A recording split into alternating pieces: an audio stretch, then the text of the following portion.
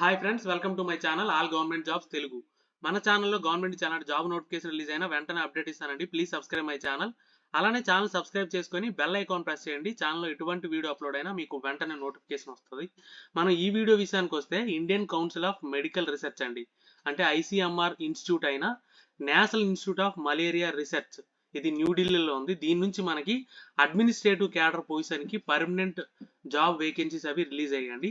ఆ డీటెయిల్స్ అని ఈ వీడియోలో క్లియర్గా ఎక్స్ప్లెయిన్ చేశాను. అంటే ఈ ఇన్స్టిట్యూట్ నుంచి ఏ పొజిషన్కి వేకెన్సీస్ రిలీజ్ అయ్యి, ఎన్ని వేకెన్సీస్ ఉన్నాయి, దాని ఏజ్ క్రైటీరియా ఏంటి, క్వాలిఫికేషన్ డీటెయిల్స్ ఏంటి, ఈ డీటెయిల్స్ అన్ని క్లియర్గా ఎక్స్ప్లెయిన్ చేశాను. అలాగే ఎగ్జామ్ క్రైటీరియా ఏంటో కూడా ఎక్స్ప్లెయిన్ చేశాను. సో వీడియో స్కిప్ చేయకుండా లాస్ట్ వరకు చూడండి. అండ్ ఫర్దర్గా చూసుకుంటే మనకి ఇక్కడ రిలీజ్ అయిన పొజిషన్స్ అని అడ్మినిస్ట్రేటివ్ క్యాడర్ పొజిషన్స్ అండి, వేకెన్సీస్ అని, అది కూడా రెగ్యులర్ బేసిస్లో పర్మనెంట్ జాబ్ వేకెన్సీస్ అండి. And online application last date చూసుకుంటే మనకి March 4th అండి, 2024 March 4th ఈ లోపే అప్లై చేసుకోవాలి. అండ్ ఫర్దర్గా చూసుకుంటే మీకు ఇక్కడ ఇచ్చిన పొజిషన్ 4 పొజిషన్కి వేకెన్సీస్ రిలీజ్ అయ్యండి. ఇక్కడ క్లియర్గా మెన్షన్ చేశాడు, applications are invited for the following regular post. So permanent job vacancies ఇవి. ఆ 4 పొజిషన్స్ ఏంటో చూద్దాం. పర్సనల్ అసిస్టెంట్ ఒకటి, స్టెనోగ్రాఫర్ ఒకటి, అప్పర్ డివిజన్ క్లర్క్ ఒకటి, లోవర్ డివిజన్ క్లర్క్ ఒకటి, ఈ 4 పొజిషన్కి వేకెన్సీస్ రిలీజ్ అయ్యాయి. ఇది మనకి పే స్ట్రక్చర్ అది పే లెవెల్ ఎలా ఉంటుందో చూసుకుంటే, పర్సనల్ అసిస్టెంట్కి అయితే మనకి పే లెవెల్ 6 అండి, అంటే 35,400 నుంచి 1,12,400 వరకు మీకు బేసిక్ ఉంటుంది. అంటే మీకు 50,000 నుంచి 60,000 మధ్యలో మీ శాలరీ ఉంటుంది, గ్రాస్ శాలరీ. అలాగే స్టెనోగ్రాఫర్కి and upper division clerk position చూసుకుంటే పే లెవెల్ 4 అండి, ఈ రెండు పొజిషన్స్. అంటే మీకు దీనికి పే స్కేల్ చూసుకుంటే 25,500 నుంచి 81,100, ఇది కూడా మీకు 50,000 అబౌవ్ ఉంటుంది శాలరీ.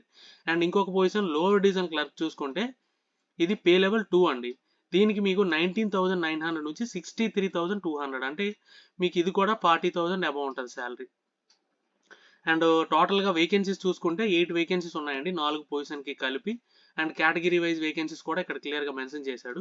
అండ్ ఫర్దర్గా చూసుకుంటే ఇండివిజువల్ పొజిషన్కి మనకి క్వాలిఫికేషన్ డీటెయిల్స్ ఏంటో ఇక్కడ క్లియర్గా చూద్దాం. అండ్ పర్సనల్ అసిస్టెంట్ విషయానికి వస్తే 3 years బ్యాచిలర్ డిగ్రీ ఉండాలండి, ఎనీ డిసిప్లిన్, దేంట్లో అయినా మీకు ఎనీ డిగ్రీ ఉంటే సరిపోతుంది, బ్యాచిలర్ డిగ్రీ ఏ డిసిప్లిన్ అయినా.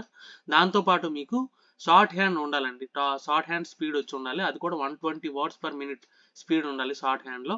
దాంతోపాటు కంప్యూటర్ నాలెడ్జ్ ఉండాలని అడిగాడు. ఓకే, ఈ 3 రిక్వైర్మెంట్స్ మీకు ఉంటే మీరు ఈ పొజిషన్కి అప్లై చేసుకోవచ్చు. దీంతో మీకు సెలక్షన్ ఎలా ఉంటుంది అంటే, మీకు రిటర్న్ ఎగ్జామ్ ఉంటుంది, అలాగే స్కిల్ టెస్ట్ కూడా ఉంటుంది. ఆ స్కిల్ టెస్ట్లో మీకు ఈ టైపింగ్ అంటే ఈ షార్ట్ హ్యాండ్ స్పీడ్ అనేది చెక్ చేస్తారనమాట. అండ్ పర్సనల్ అసిస్టెంట్కి మీకు ఏజ్ క్రైటీరియా చూసుకుంటే 30 years బిలో ఉండాలి. అండ్ ఫర్దర్గా చూసుకుంటే స్టెనోగ్రాఫర్ అండి, ఈ స్టెనోగ్రాఫర్కి క్వాలిఫికేషన్ చూసుకుంటే 12th class pass or equivalent అన్నాడు, అంటే ఇంటర్మీడియట్ కానీ ఇట్స్ ఈక్వలెంట్ అన్నాడు, అంటే ఇంటర్ చేసిన వాళ్ళు, డిప్లొమా చేసిన వాళ్ళు కూడా అప్లై చేసుకోవచ్చు. సెకండ్ ఏంటంటే మీకు 80 words per minute speed in short hand, అంటే ఇంగ్లీష్ ఆర్ హిందీలో మీకు షార్ట్ హ్యాండ్ స్పీడ్ వచ్చి ఉండాలి, 80 words per minute ఉండాలి. దీనికి కూడా సేమ్ అండి, return exam and typing speed ఈ 80 words per minute ఉంది కదా, ఆ స్పీడ్ మీకు చెక్ చేస్తారు. అండ్ అప్పర్ ఏజ్ లిమిట్ చూసుకుంటే 27 years బిలో ఉండాలి. అండ్ ఫర్దర్గా చూసుకుంటే అప్పర్ డివిజన్ క్లర్క్ అండి, దీనికి క్వాలిఫికేషన్ చూసుకుంటే డిగ్రీ ఉండాలి, degree of recognized university or equivalent అన్నాడు. డిగ్రీ ఆర్ ఈక్వలెంట్ అంటే ఎనీ డిగ్రీ ఎవరైనా అప్లై చేసుకో, డిగ్రీ ఉన్న ఎవరైనా.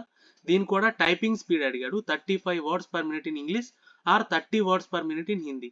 ఈ రెండిట్లో ఏది టైపింగ్ స్పీడ్ ఉన్నా మీరు ఈ పొజిషన్కి అప్లై చేసుకోవచ్చు. అండ్ ఫర్దర్గా చూసుకుంటే మీకు లోవర్ డివిజన్ క్లర్క్ అండి, దీనికి మాత్రం 12th class pass or equivalent, దీనికి కూడా ఇంటర్మీడియట్ ఆర్ ఈక్వలెంట్ అన్నాడు, అంటే డిప్లొమా కానీ ఇంటర్మీడియట్ వాళ్ళు కానీ అప్లై చేసుకోవచ్చు. దీనికి కూడా మీకు టైపింగ్ స్పీడ్ అడిగాడు, 35 words per minute in English are 30 words per minute in Hindi.